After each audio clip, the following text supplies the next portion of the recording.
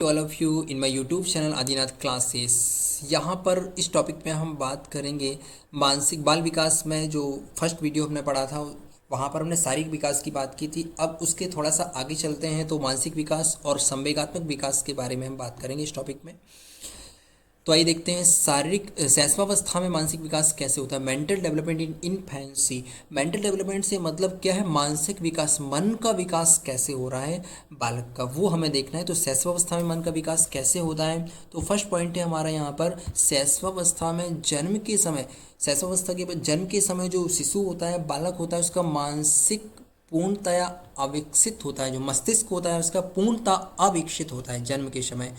जन्म से 3 माह तक शिशु केवल अपने हाथ पैर हिलाता है, भूख लगने पर रोता है, हिचकी लेना, दूध पीने का कष्ट का अनुभव करना, चमकदार चीज को देख करके आकर्षित होने लगता है, कभी कभी हंसना आदि क्रियाएं करता है। वहाँ एक्टिविटी शुरू हो जाती है, हाथ पैर हिलाना, चमकदार चीज़ों को देख करके आकर्षित होना। ये कहाँ होता है? ये 3 माह, जन्म से 3 माह की अवस्था में। और 4 से 6 माह तक की हम अवस्था अगर देखते हैं तो 4 से 6 माह में व्यंजनों की ध्वनियों को सुनने लगता है, वहाँ पर ध्वनियाँ करने लगता है व्यंजनों की, और वस्तुओं को पकड़ने का भी प्रयास करता है, सुनी ही आवाज़ का अनुकरण करने लगता है और अपना नाम समझने लगता है। ये चीज़ 7वें से 9वें माह में देखेंगे तो वह घुटने के बल चलने लगता है, सहारे से खड़ा होने लगता है। और 10वें से 12वें माह मतलब 1 वर्ष तक की अवस्था में देखें तो बोलने का अनुकरण करने लगता है। दूसरे वर्ष में शब्द और वाक्य बोलने लगता है। तीसरे वर्ष में देखें तो पूछे जाने पर वह अपना नाम बताने लगता है, कविता और कहानियाँ छोटी छोटी सुनाने लगता है, शरीर के अंगों को पहचानने लगता है। चौथे वर्ष में 4-5 तक गिनती लिखना, अक्षर लिखना इत्यादि कार्य शुरू हो जाता है। 5वें वर्ष में शिशु हल्की और भारी वस्तु में अंतर करना, रंगों को पहचानना और अपना नाम लिखना, ये क्रिया एक्टिविटी उसकी शुरू हो जाती है। इस तरह से मानसिक विकास होता है। मतलब जन्म के टाइम पर हम देखें तो मस्तिष्क पूर्णतः विकसित रहता है। 3 माह तक पैरों को, हाथों को हिलाना, चीज़ों को देख करके, चमकदार चीज़ों को देख करके आकर्षित होना, ये क्रियाएं। 4 से 6 माह तक व्यंजनों की ध्वनियों को करना प्रारंभ कर देता है, वस्तुओं को पकड़ना, सुनी हुई आवाज़ का अनुकरण करना। 7वें माह में देखेंगे, 7 से 9 माह में तो घुटने के बल चलना और सहारा लेकर के खड़ा होना। 10 से 12वें माह तक बोलने का अनुकरण, शब्द और वाक्यों को बोलेगा दूसरे वर्ष में। तीसरे वर्ष में कविता और कहानी भी सुनाने लगता है, बोलने लगता है, शारीरिक अंगों को पहचानने लगेगा। चौथे वर्ष में देखें अक्षरों को लिखना, गिनती को लिखना, ये शुरू हो जाएगा। और 5वें वर्ष में शिशु हल्की और भारी वस्तु में अंतर करने लग जाता है, अपना नाम लिखने लग जाता है। तो इस तरह से शारीरिक डेवलपमेंट ये हमने देखा शैशव अवस्था में।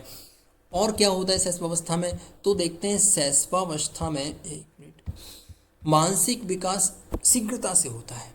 यह मानसिक विकास शीघ्रता से होता है। तर्क और निर्णय करने की क्षमता नहीं आती, लेकिन क्षमता अभी अधिक विकसित नहीं हो पाती, तर्क और निर्णय की क्षमता विकसित नहीं हो पाती। जन्म से के से शिशु की स्मरण शक्ति बहुत कम होती है, जन्म के समय इसकी स्मरण शक्ति कम होती है। ज्ञानेंद्रियों के विकास के साथ संवेदन क्रिया आरंभ हो जाती है, संवेदन क्रिया आरंभ हो जाती है। यहाँ पर इस अवस्था में बच्चे कल्पना जगत में रहते हैं। वे अधिकतर अनुभव और निरीक्षण और अनुकरण द्वारा सीखते हैं, छोटी छोटी समस्याओं का समाधान भी करने लगते हैं। तो यहाँ तक हमने बात की थी शैशवावस्था की।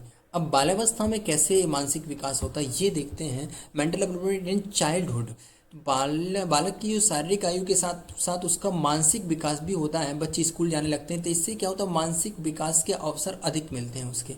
इस अवसर में बालक समझना, स्मरण करना, विचार करना, इस और समस्या समाधान करना और तर्क करना, चिंतन, निर्णय लेना, इन सब की क्षमता का उसको विकास समुचित मात्रा में हो जाता है। छोटी छोटी घटनाओं को देख करके वर्णन करने लगता है। तो स्मरण करना, विचार करना, तर्क और चिंतन की क्षमता का विकास होने लगता है। यहाँ पर वस्तुओं को संचय करने की प्रवृत्ति, क्षमता भी विकसित हो जाए। रचनात्मक कार्यों को भी करने में रुचि लेता है, लकड़ी, कागज आदि से वस्तुओं से खिलौने इत्यादि बनाता है।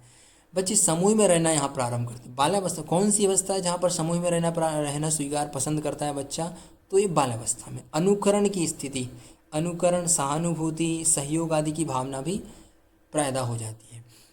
पढ़ने लिखने सीखने में भी अधिक रुचि लेते हैं बच्चे। और यहाँ पर खेल विशेष रूप से बाल्यावस्था में खेल बच्चे की दिनचर्या बन जाता है, दिनचर्या का प्रमुख अंग बन जाता है।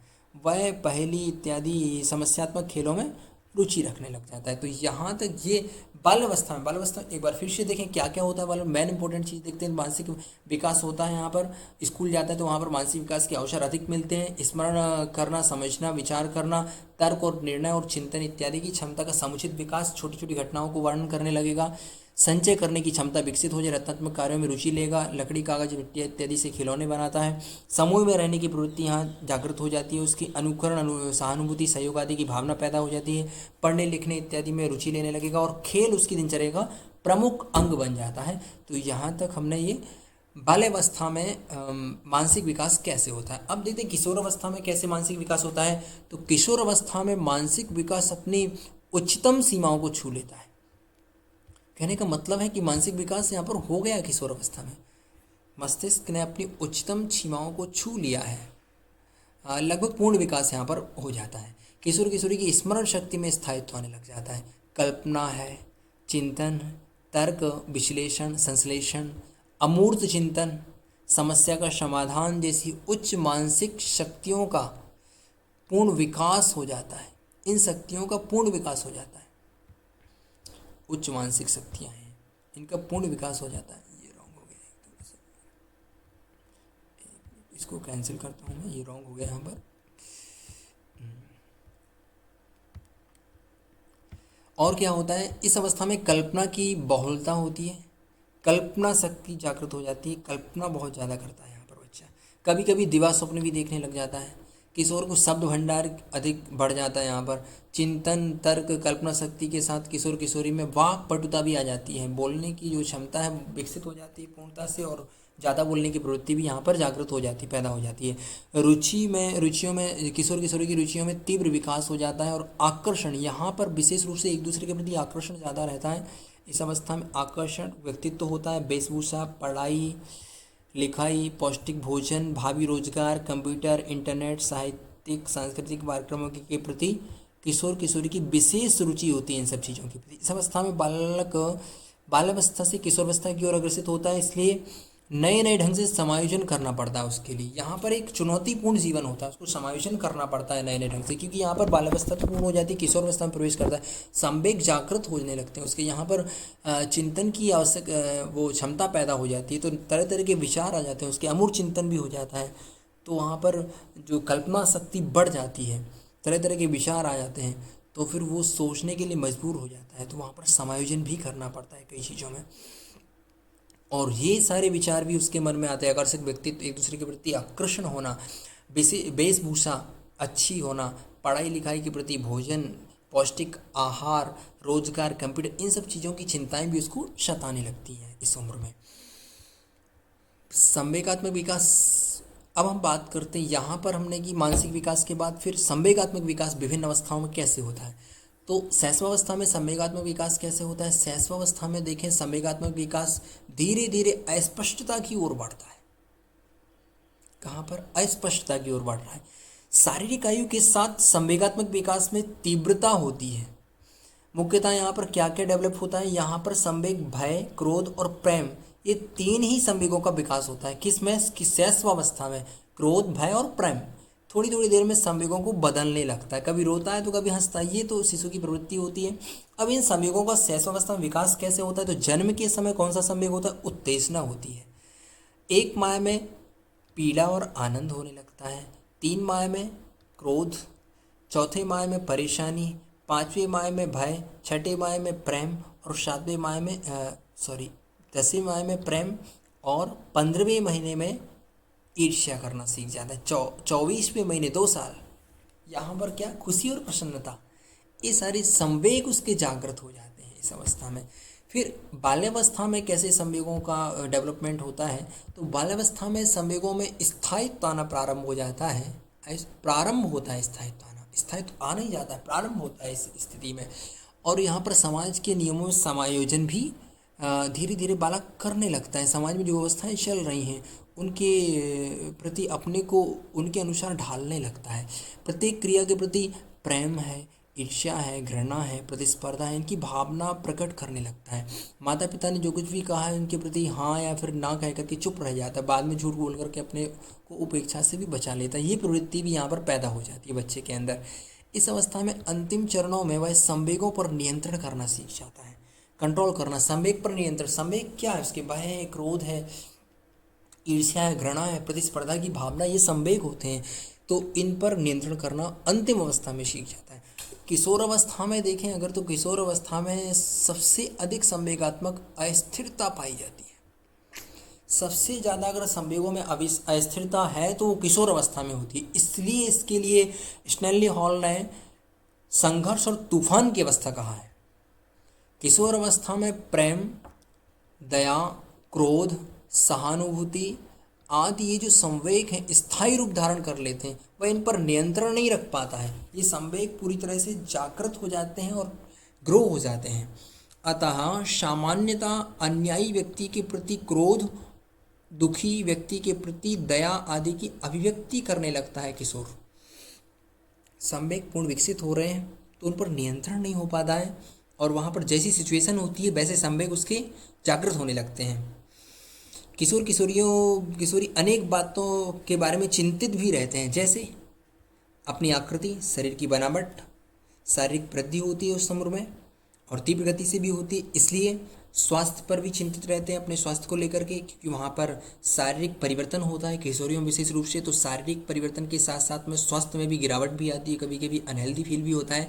तो उस टाइम पर चिंतित रहते हैं बच्चे, और सम्मान का भाव भी रहता है, धन प्राप्ति की इच्छा भी रहती है, शैक्षिक प्रगति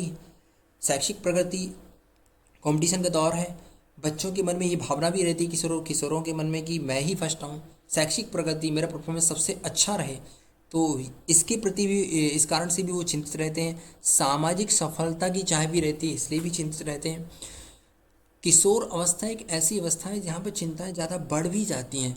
संवेगों पर अगर नियंत्रण कर लेता है किशोर तो ठीक है, नियंत्रण नहीं कर पाता है तो फिर तूफान की अवस्था बन जाती है। किशोर ना तो बालक समझा जाता है, ना प्रौढ़ समझा जाता है, क्योंकि ये बीच की अवस्था है, बालावस्था से आगे बढ़ चुका है और प्रौढ़ भी हुआ नहीं है। अतः अपने संवेगात्मक जीवन में वातावरण से अनुकूलन में बहुत कठिनाई होती है। उसको वातावरण से अनुकूलन करना उसको कठिन, ये चुनौतीपूर्ण होता है उसके लिए। यदि वह अपने प्रयास में असफल रहता है तो घोर निराशा उसको हाथ लगती है, और ऐसी स्थिति में कभी से भी घर से भाग भी जाता है और आत्महत्या तक का शिकार हो जाता है। ये प्रॉब्लम किशोरों में सबसे ज़्यादा होती है, क्योंकि संवेगात्मक जीवन में वातावरण से अनुकूलन में वो एडजस्टमेंट नहीं बिठा पाता है, कठिनाई बहुत ज़्यादा होती है। अगर बिठा लिया तो ठीक है, नहीं बिठा पाता है तो फिर वो निराशा का शिकार हो जाता है, निराशा बढ़ जाती है तो घर से भाग जाता है, और ज़्यादा अगर टेंशन बढ़ती है तो फिर आत्महत्या तक का शिकार हो जाता है। इसलिए किशोरों को नियंत्रण में रखना आवश्यक है। किशोर अवस्था में असाधारण रूप से शारीरिक और मानसिक परिवर्तन भी होने लगता है। किशोर किशोरी दोनों में काम प्रवृत्ति इतनी तीव्र होती है कि उनकी संवेगात्मक व्यवहार पर बहुत अधिक प्रभाव डालती है। इस अवस्था में आकर्षण, विपरीत लिंग के प्रति आकर्षण ज़्यादा होता है, अपोजिट सेक्स में रिलेशन और आकर्षण ज़्यादा होता है, अटैचमेंट की भावना होती है वहाँ पर। तो इसलिए इस एज में कंट्रोल करके रखना पड़ता है अपने आप को, संवेगों पर नियंत्रण करना बहुत ज़रूरी होता है, क्योंकि ये चुनौतीपूर्ण जीवन होता है, तूफान की अवस्था होती है। तो किशोरों को इसलिए स्पेशल रूप से समझाया बुझाया जाता है, उनको प्रॉपर वे में समझा करके पेरेंट्स को रखना चाहिए, और उनको भी अपने संवेगों पर नियंत्रण रखना चाहिए। तो यहाँ पर हमने पॉइंट ऑफ एग्जाम से क्या इम्पोर्टेंट है यहाँ पर, तो संवेगात्मक अस्थिरता पाई जाती है एक पॉइंट। दूसरा पॉइंट, प्रेम दया करुणा संवेग बहुत विकसित हो जाते हैं तो नियंत्रण करना मुश्किल हो जाता है उन पर। चुनौतीपूर्ण अवस्था होती है ये संघर्ष और तूफान की अवस्था होती है। यहाँ पर विपरीत अपोजिट सेक्स के प्रति आकर्षण बहुत ज़्यादा रहता है, यहाँ पर टेंशन भी ज़्यादा रहती है, यहाँ पर चुनौतीपूर्ण जीवन होता है किशोरों का। वातावरण से अनुकूलन नहीं बिठाने के कारण से असफल रहता है तो फिर घोर निराशा भी उसके होती है, और यहाँ पर आत्महत्या तक की भावना भी पैदा हो जाती है। मानसिक परिवर्तन, शारीरिक परिवर्तन दोनों असाधारण होते हैं, असाधारण मानसिक और शारीरिक परिवर्तन होते हैं। चेंजेस बहुत ज़्यादा यहाँ पर इस अवस्था में आता है, तो उस चेंजेस को वो पचा नहीं पाता है किशोर, इसलिए ये सारी चीज़ें यहाँ पर प्रकट होने लगती हैं। तो इस वीडियो में हमने मानसिक और संवेगात्मक विकास की बात की, आपने अच्छे से समझा। Thank you friend. चैनल को लाइक और सब्सक्राइब करें। इस तरह की वीडियो अगर आपको आगे भी देखना है तो चैनल को बेल आइकन को भी प्रेस कर लें, जिससे आगे आने वाले वीडियो के नोटिफिकेशन आपको मिल सके और आप प्रॉपर वे में अपनी प्रिपरेशन कर सकें।